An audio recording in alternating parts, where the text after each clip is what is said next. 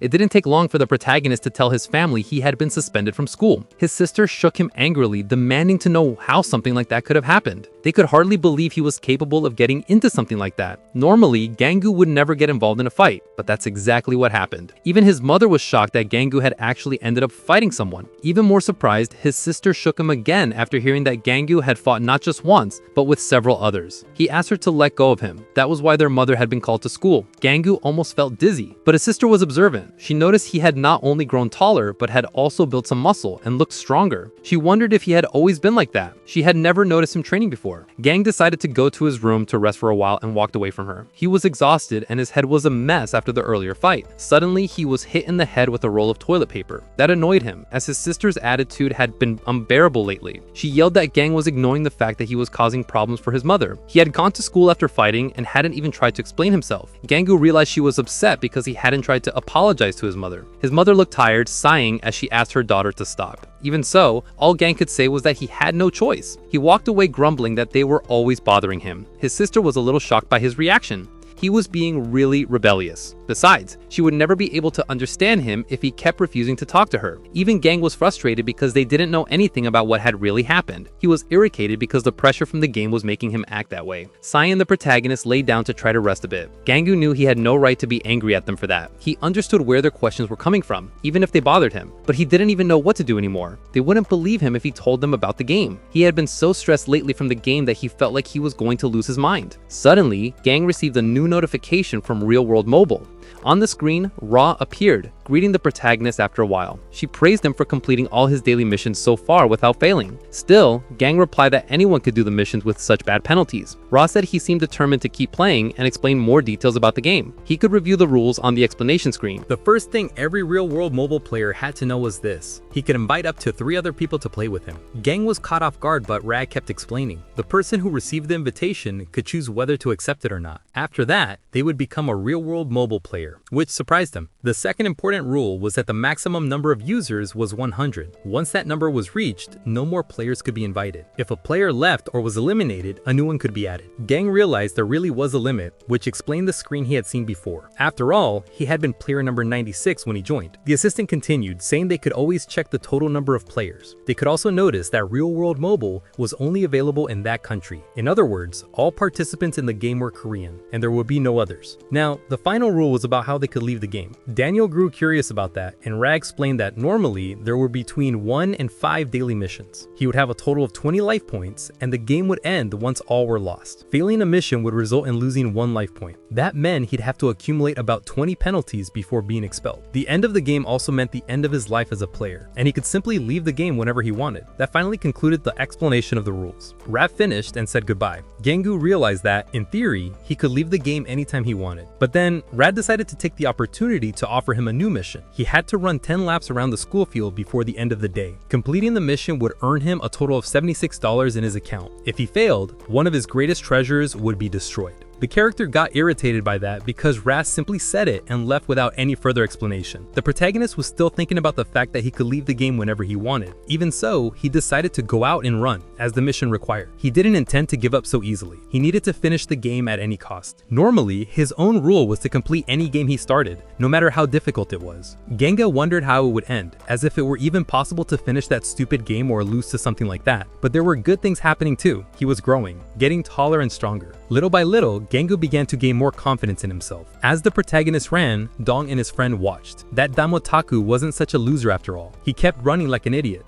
The delinquents were surprised that Gang was training like that and wondered if he always did these kinds of things every day. 5 days had passed since he had been suspended from school. He felt it was really strange not going to class when he wasn't there, but at least Gangu had managed to complete his daily mission since then, which involved doing some exercises according to the requirements. That allowed him to earn some rewards and level up as a result. The protagonist could choose to gain 1 status point whenever he leveled up, but he kept saving them since he wasn't sure if it was the right choice. In total, the protagonist had accumulated 3 points, and before he knew it, it didn't take long for Gangdid to reach level 5, which made Ra celebrate. Now that he had reached level 5, he could freely visit the dungeon. He remembered seeing the dungeon button before, but couldn't access it. Now, Gangu thought he hadn't been able to enter before because of the level restriction, but it was now unlocked for use. He wondered what exactly he could find inside the dungeon. Normally, in RPGs, players earned a large number of rewards by clearing a dungeon. At least, that's how it worked in regular games. Gangu wondered if he should give it a try. It could definitely be interesting. Maybe he could get even better rewards to use in real life. But he hesitated for a moment. This was a game he didn't fully understand yet. Could there be even a crazier penalty for entering the dungeon, especially considering the punishments he had seen so far? If he ended up dying in there, could he really die in real life? With that in mind, the character decided not to enter. There was no reason to take such a huge risk. Still, he was really curious about what was inside the dungeon. He was so curious that he couldn't sleep after unlocking it. He simply couldn't resist the urge to test it and see how far he could go. Genga clicked to check out what the dungeon looked like, at least for a while. He would take a quick look and leave right after. So he decided to click on the dungeon. His current level was 5, and he would be teleported to a dungeon that matched his level. Either way, he could leave immediately if it seemed too dangerous. Trembling with fear, Genga clicked the option and decided to enter the dungeon immediately. A bright light appeared on the screen so strong that the protagonist had to close his eyes. When he opened them, Genga was suddenly in the middle of nowhere. He had vanished from his room. He wondered where he had ended up and if that place was really the dungeon. Now he knew he had truly been teleported inside. It was absolute madness. Genga wanted to know how to get back home when suddenly, something changed before him. A screen appeared informing him that he could hunt 10 large brown bears within 10 hours. The mission would fail if the time ran out or if the player died. In the end, the protagonist had no choice but to complete the task. Suddenly, something exploded behind him, making him think it might be an earthquake. But when he looked, he saw the brown bears approaching to fight. Gang was terrified because those were real bears. This wasn't the same as a game. He realized that he would have to hunt 10 of those huge threatening creatures, but maybe he could handle it considering his current stats. The bear immediately charged at him and Gangu hesitated, taking a hit and being thrown back.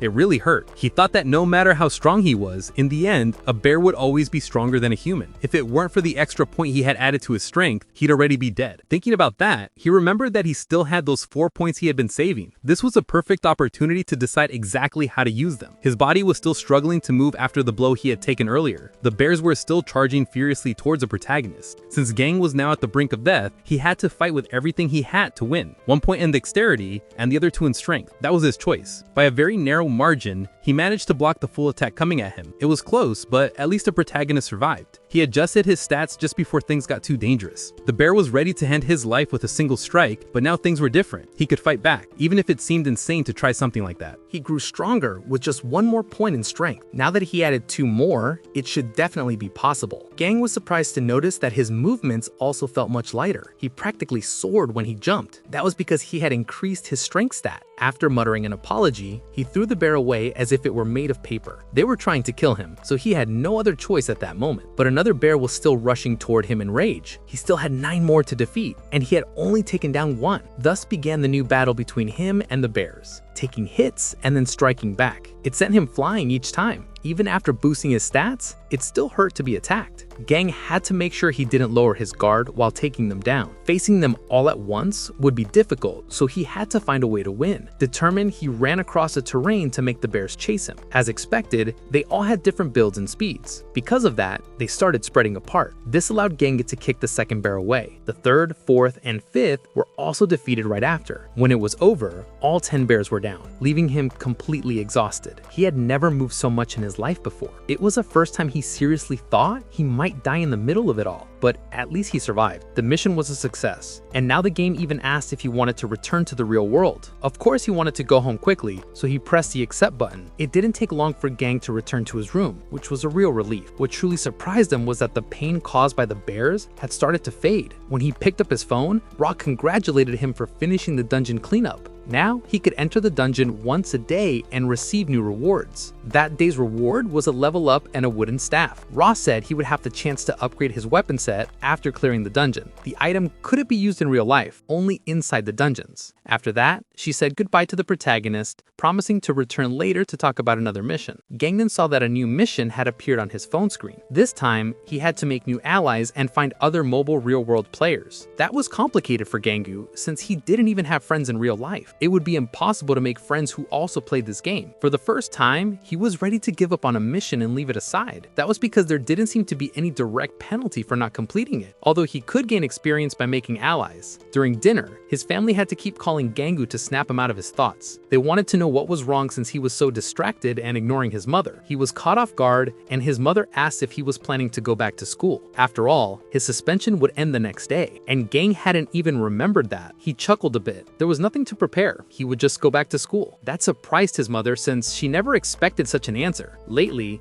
Gango had been so focused on his missions that he had forgotten about school. Still, he was sure he would become a target of threats again, which was a little scary. Suddenly, he received notifications about a new mission waiting for him. As always, the timing of the notifications was terrible. Gango wondered what exactly the mission would be this time. With that thought, he quickly finished his breakfast, to his family's shock. Then, he left the dishes, thanked them for the meal, and rushed out. His sister complained that he was rude and ate too fast. Even so, their mother gestured for Gango to go without worrying. The sister grumbled that their mother was always spoiling her son instead of asking why he was acting so strange. He was always carrying his phone and then disappearing after looking at it. The other sister suggested it could be a girlfriend, which shocked them. It seemed impossible, but she believed it was obvious. It had to be a girlfriend waiting to hear his call all this time. Now, even his mother was starting to think the same thing, which was surprising. She hadn't meant to eavesdrop, but she had seen Gangu talking alone in his room. She noticed it was a woman's voice, and since then, she believed it was his girlfriend. That left her surprised, but it was expected. After all, her son was growing up. Normally, Gang was a loner who always seemed isolated. Somehow, miraculously, he had gotten himself a girlfriend, and that made his mother happy. Even his sister, who always complained, finally calmed down. After all, he was relying on someone. He was finally maturing in life. Now she understood why he spent so much time on the phone. The mother agreed that everyone should be more understanding and patient with him. Meanwhile, the character went to his room to check out the new mission that Rico had given him. Time passed, and the protagonist's suspension ended, allowing him to return to school. However, the atmosphere when he came back felt very different than usual. Sai noticed people whispering about him and stepping away in fear. All of it was because of what had happened with Dong. The other delinquents now were running from him. They fled in panic just at the sight of the protagonist, terrified. Even so, Gangu never really had any true friends. Namu, on the other hand, was being avoided for a clear reason. The teachers were also shocked. After all, he had always been so quiet, always sitting in the corner and playing alone. They never imagined he would end up sending a classmate to the hospital. Gang apologized to the teacher for causing so much trouble. It had been years since any student at that school had been suspended. She just hoped he hadn't caused problems for anyone else. Next time, the teacher wished he wouldn't do anything that could lead to suspension, and he tended to agree with that. All he wanted was a peaceful and quiet life. With no incidents until graduation, he didn't seem to have anything to worry about. At least the student council took that incident seriously as well. Rumor had it that the president wanted to talk to Gangu. He was told to go to the student council room as soon as possible. He admitted he never imagined something like that would ever be necessary. On the way there though, he ran into Dong. Startled to see him,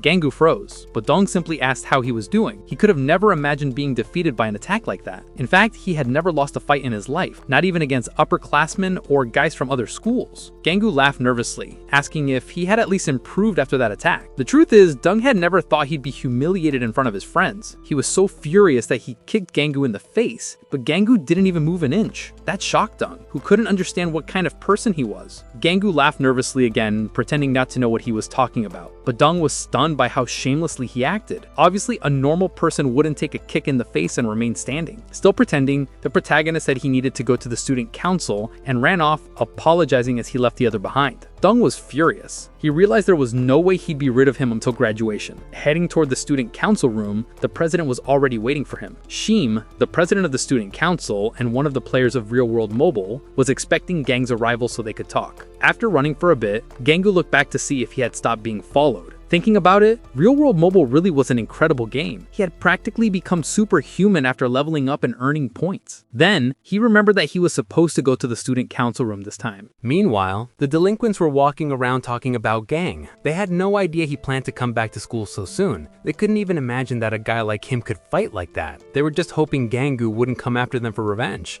If he beat them up again, they'd probably die. That made both of them sigh, realizing they'd have to stay quiet until graduation. Their lives had always been rough. They just happened to end up in the same class as that weirdo. They thought he was just some loser they could ignore. This was the result. Or rather, maybe he wasn't a total loser. He still had that one friend. The other outcast was Yen Jun, who always stayed in the corner. The delinquents wanted to vent their frustration and thought of taking it out on him. They couldn't beat Gang, but they could handle Hyen. The two approached Hyen and quickly slapped the back of his neck. He just looked at them with that "you're idiots" expression, which made them even angrier. Hyen was getting cocky just because his friend had come back to school. But to their surprise, Hyen dodged the punch that came next. It was shocking to see that he could suddenly react like that. The others started laughing because the delinquent couldn't even land a hit on an idiot like him. That was starting to make him look bad in front of everyone. Hyen said that was enough, that he just wanted to focus on his game now. Enraged at being ignored, the delinquents shouted. To them, it was all because Gangu had returned. Or maybe Hyen had just gotten lucky dodging that punch. Suddenly, Hyen stood up and caught the next punch that came his way. The other ones charged at him too, but Hyen simply threw him away as well. Both of them were completely defeated by Hyen right in front of the students. No one could believe what had just happened, but Hyen had suddenly become strong. The truth was that he had also become a player over time. Meanwhile, Gang finally arrived at the student council room. In fact, he had never been there before and probably never thought he would go there before graduation. Nervous, Gang took a deep breath to gather his courage and stepped inside. Knocking on the door, someone inside told him he could come in. He entered, asking for permission and apologizing for taking so long to arrive. Kim smiled when she saw the protagonist. She had been waiting for him for a while. Right away,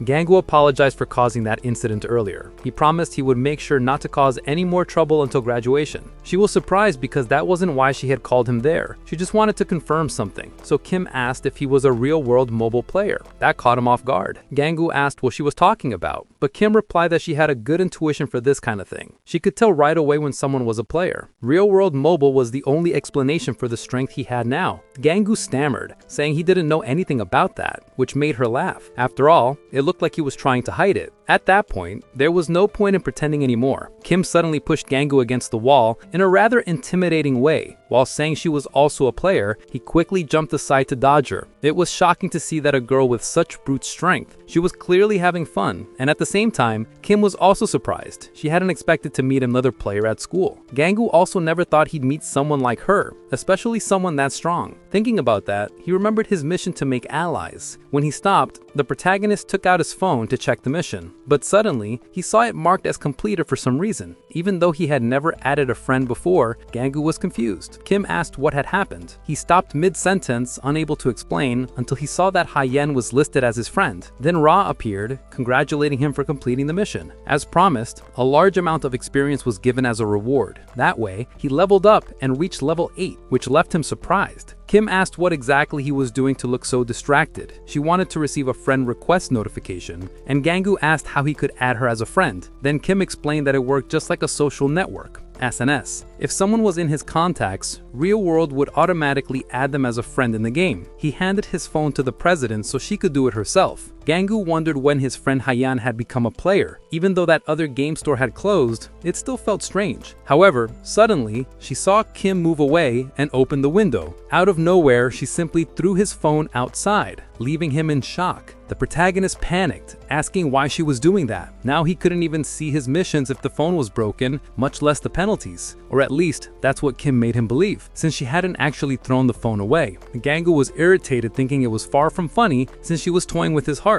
She gave him the phone back, saying she was just playing a prank. After all, it had been pretty naive of him to hand his phone to another player without thinking twice about it. If it had been someone with bad intentions who destroyed the device, he'd be in deep trouble. He'd end up receiving penalties, and Gangu realized he had really messed up. Kim warned him to be more careful if he ever met another player. There were many people who would see him as a competitor. Gangu asked why she gave the phone back instead of breaking it. She said other players might see him as a rival, but she decided to be nice and warn him anyway. That made her laugh, because after meeting him, she felt there was no need to worry. Gangu was a bit surprised because it almost sounded like a compliment. After talking with him, it didn't seem like Gangu fought delinquents just to show off. At least, he felt relieved that she understood his reasons. In any case, Kim decided he could go now since they had already met. She only wanted to see what kind of person Gangu was and added her number to his phone. After leaving the student council president's room, the protagonist let out a sigh. He never expected to meet another player so soon, much less imagined that the student council president was one. But beyond that, Gongwoo was happy, because now he had someone to talk to about the game. Thinking more about it, there was also Hyen in his contacts. There was no way that was a mistake. Now,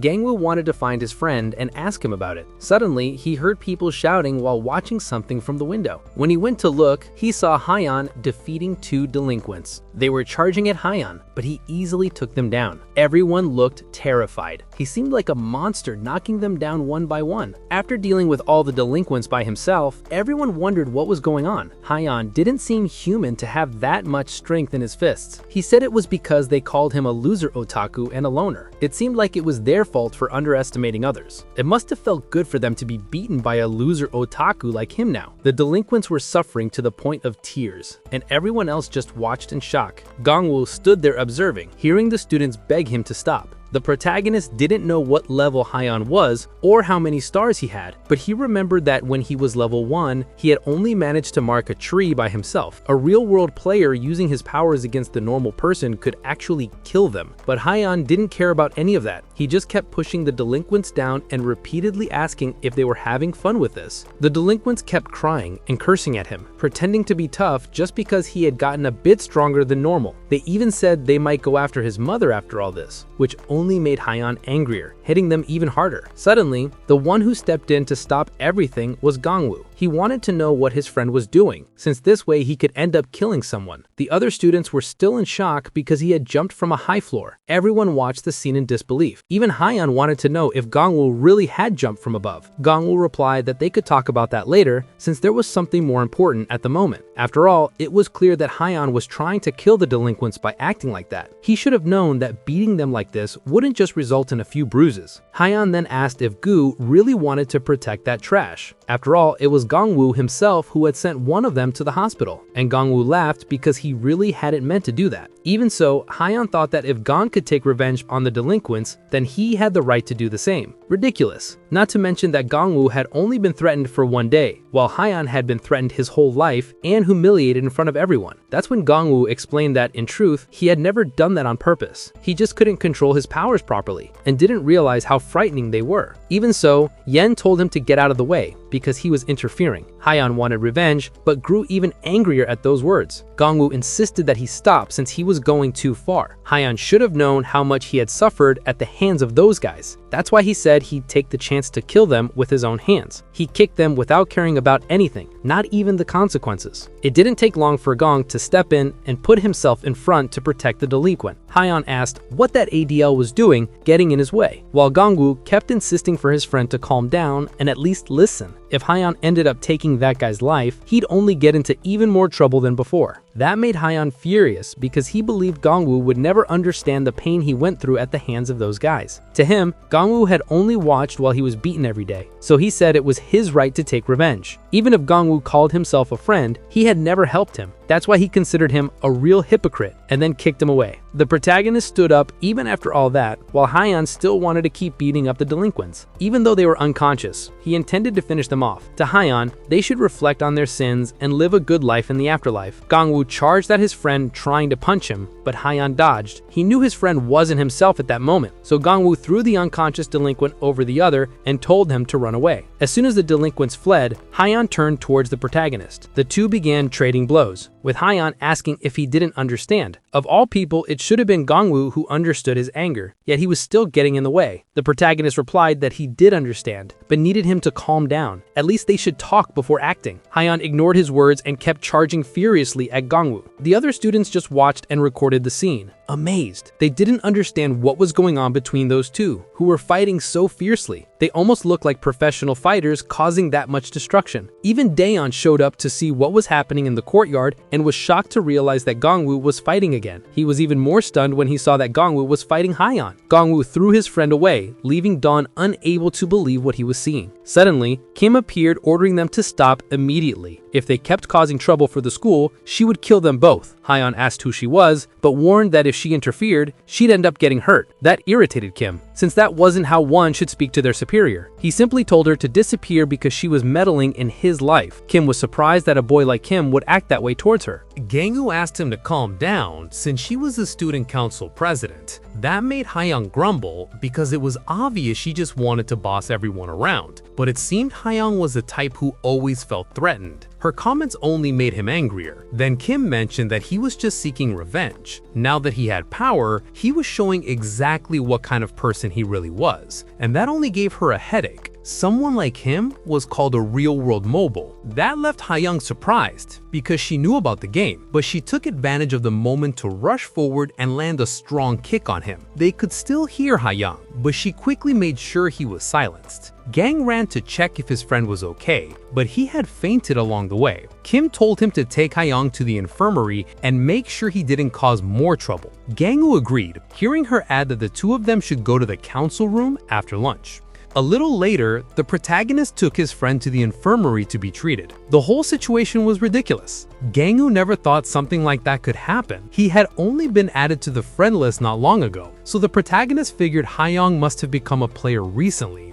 Sighing as he saw his friend still unconscious, he decided to check more inside the game. When he opened the friend list, he saw that both Ha-young and Kim were still there. He wondered what would happen if he tapped on his friend's picture. When he did, Gang-woo could see Ha-young's entire character profile inside the game. It looked like he was still level 2, clearly having started that very day. He had probably only completed one mission and leveled up. Still, Gang-woo wondered how Ha-young managed to get into the game, since Daniel had only been able to join after being invited by someone through a QR code. Then suddenly, Ha-young replied that he had also been invited, which caught Gang-woo by surprise. He mentioned that the shop owner had also given him an invitation link to play. Gang-woo soon realized his friend had woken up. Ha-young replied that he still felt a little dizzy, but would probably be fine as long as he stayed quiet for a while. That was a relief, but Gang-woo grew curious to know more about it since the shop owner had disappeared and the shop game itself had closed some time ago. Ha-young agreed, but said it was before the shop finally shut down. It was a day those delinquents broke his console while mocking him. In fact, it was probably around the same day as Gang-woo's own experience. There were signs everywhere in front of the store saying it would be closing soon, so Ha-young ran inside before that happened. It turned out Ha-young had managed to fix his console just by going to the store. However, he couldn't repair it completely since the store was about to close. The owner apologized, saying it was her last day open so she couldn't spend much time on him. Instead, she offered him a fun game to play as a distraction, and that was when she gave him the invitation link to Real World Mobile. But he only installed it and never opened it to check the content until that moment. He preferred focusing on console and mobile games he was already used to, which made the protagonist laugh because he related to that.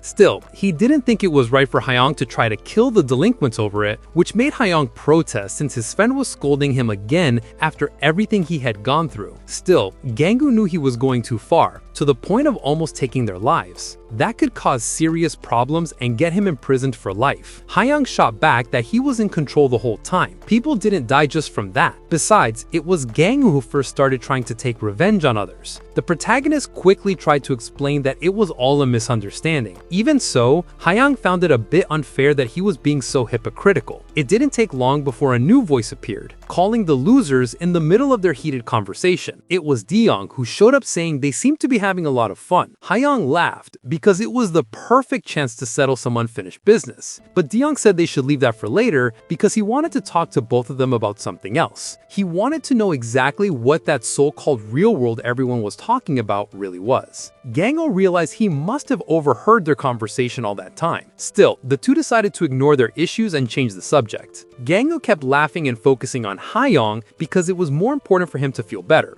But De-young insisted that they shouldn't act like complete idiots. He had heard everything while outside the recovery room. Everything they said about earning real-life rewards and gaining powers. Gang-woo replied that they were just talking about a light novel and it wasn't real. De-young agreed that normally, something like that wouldn't be possible in reality. However, according to him, losing to an idiot like Gang-woo was unbelievable. And not only that, the two of them had suddenly managed to take down several delinquents. In Dong's opinion, Real World Mobile was starting to seem even more real. They were starting to corner the delinquents, and that made him furious. Ha-young questioned whether that guy wanted to die or something, which irritated Dawn because it sounded like they were looking for a fight. Gang-woo once again tried to stop his friend from doing something he would regret. While Ha-young tried to remember how miserable his life had been because of them, De-young didn't care at all. It was his own fault for being a loser, which only made Ha-young angrier, since he'd always thought about killing him all this time. For Gang-woo, it might have looked funny, but to Ha-young, it felt like his life was about to be destroyed. Ha-yan only thought there was one thing to thank Dong for. If he hadn't broken his console, soul, he would never have gained all that power. Dong, on the other hand, still didn't know exactly what this so-called real world was, but it did seem like they had actually gained some kind of power because of it. To make things worse, Hayoung himself had started acting like a delinquent once he became stronger. Now they weren't that different from each other. In that case, if the situation was reversed, maybe he would have become even crueler to other kids than they had been. It must feel great to be in a loser's position like his just to justify yourself. Yan was truly furious hearing those absurd words. Dang rushed to hold him back, stopping him from lunging at Dong and finishing him off. At the same time, Dong took the chance to move forward, too excited to fight. When Hyan took a direct punch, he countered with another blow to Hyan's face, as Duong thought. At that moment, Hyan had superhuman strength. The two began exchanging violent, furious punches. Ganggu could only watch, deeply worried, as they tore the infirmary apart. Duan was impressed. For such a big guy, he was surprisingly fast. Even after becoming stronger through real world or whatever it was, Yen was still terrible at fighting. And that was clear. Even the protagonist knew Yen remained quite weak despite the game's power. After all, he had just reached level 2 and had barely started playing. Aside from the extra point in agility, his other stats were the same. But more importantly, Duong himself was impressive. His current perception and battle instincts were remarkable. No wonder he was considered the worst delinquent in the entire school.